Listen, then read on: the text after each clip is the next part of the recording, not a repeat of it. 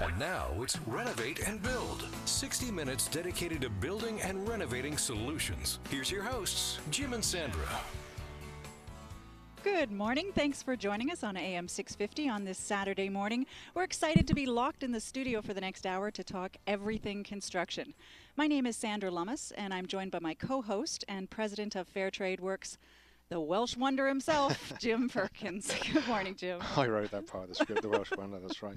Good morning, Sandra. It's nice to see you so late in the day on a Saturday. I must share with everybody that, I know that Sandra's day and my day starts incredibly early, being the management team of Fairtrade Works, just getting everything organized.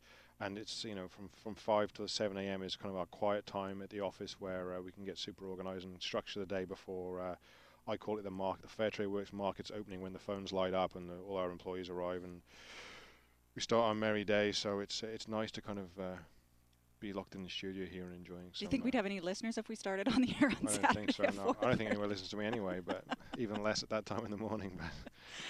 Well, we've had our coffee this morning, maybe too many coffee, but a great show lined up for you.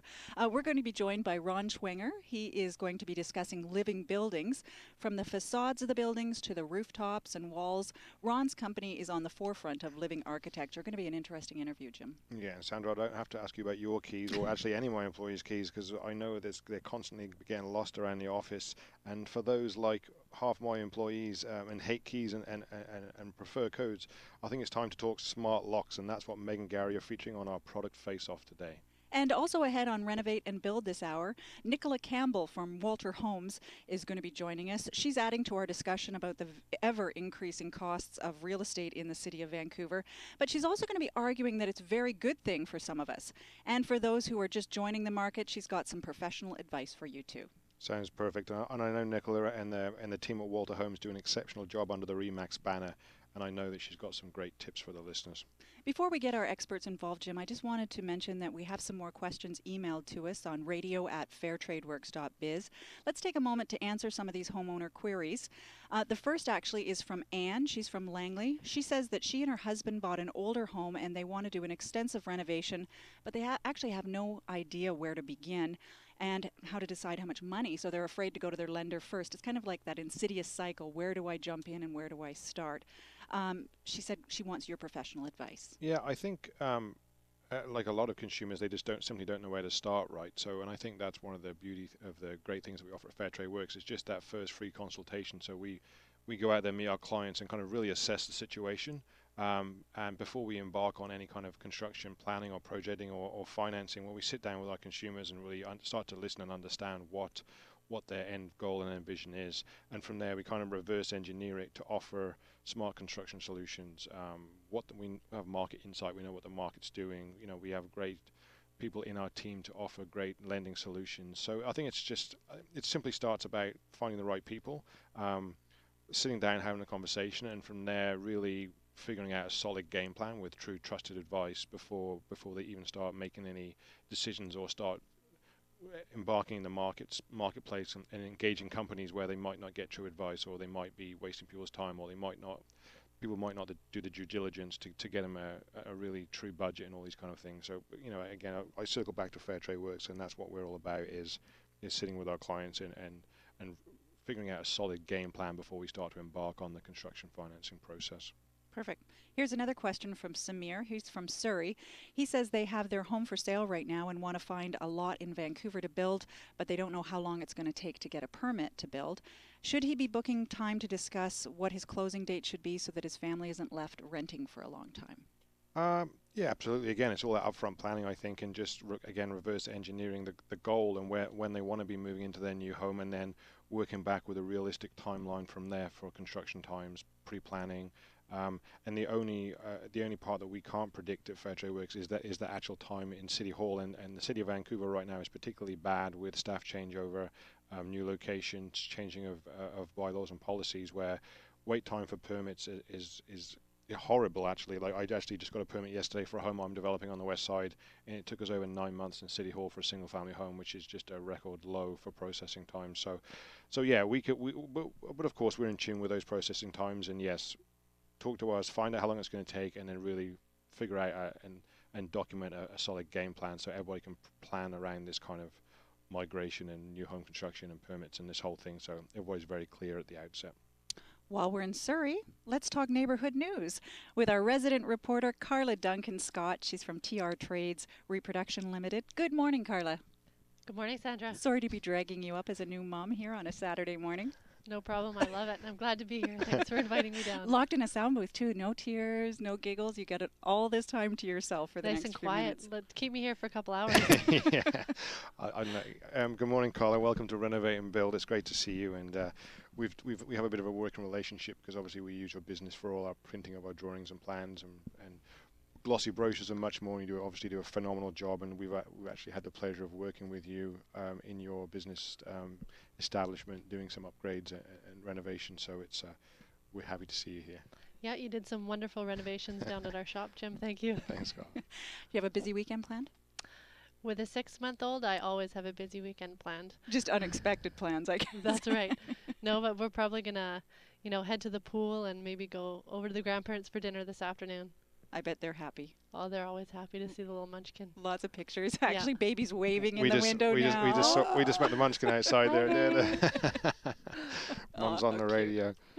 So, Carla, I got a question for you. So, I know you live in Surrey for a few years now. What made you head out to Surrey to make that your new home?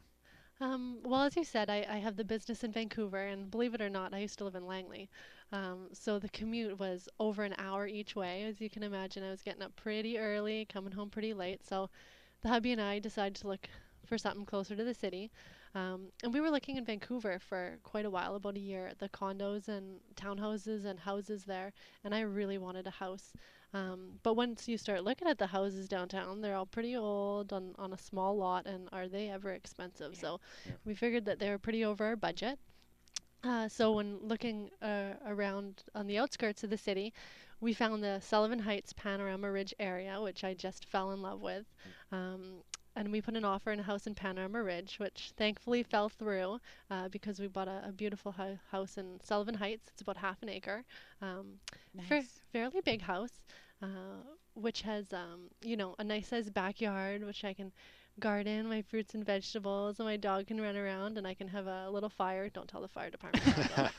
It's okay. Nobody knows. Nobody's listening. It's okay. But it had the Langley kind of farm homey feel to it. So I was glad we moved there, and Surrey had all the amenities we were looking for. The parks, and I like to shop. So you have Guildford Mall and Willowbrook Mall. It's very close, and even the YMCA is just a couple blocks down the street. Yeah, it's a great place. place. It's all lifestyle, yeah. So obviously, as a young professional family with a baby, you're banking that Surrey's a good investment, an investment that works for you maybe for a few years. What are you banking on right now? Surrey is definitely a good investment. It is a booming city, and I don't think that you'll ever see your real estate in Surrey go down. Just like Vancouver, over the couple years, our property has gone up a little bit in value, not too much. But I think if you drive around the city and you see all the construction and all the townhouses that are going up, you just know that the city is just growing bigger and bigger. And there's a lot of land around us that's starting to be zoned for townhouses, and that's what we're banking on when we bought the property, is that the zoning is going to come closer and closer, and then when that time comes, I really think the prices are going to skyrocket. Do I see myself moving from the city in the next couple of years? Probably not. I do love my home, and we put some money into it, renovating it, so I'll definitely stay there for at least 10 years. Yeah, very cool. That's great. Carla, we all know that Surrey, Surrey has done an incredible job of marketing to business. As a resident and a successful entrepreneur, what do you see as Surrey's biggest asset right now? Definitely its freeways and its infrastructure. It's a very accessible city. Yeah. All you have to do is sit in traffic going down Oak or Granville Street for an hour to get to Vancouver to realize that it's not an accessible city. But Surrey, it's a huge landmass. There's huge potential for growth, and I think many of the major developers are seeing that, and that's why that they're developing out there. Around Surrey Central City, you have the new library going up, the RCMP office, the new City Hall is going up there, and all the residential towers are being built. And I also think Mayor Diane Watts has done an absolutely fabulous job. She sure has. Portraying the city. in the new light, and it's really attracted a lot of new businesses.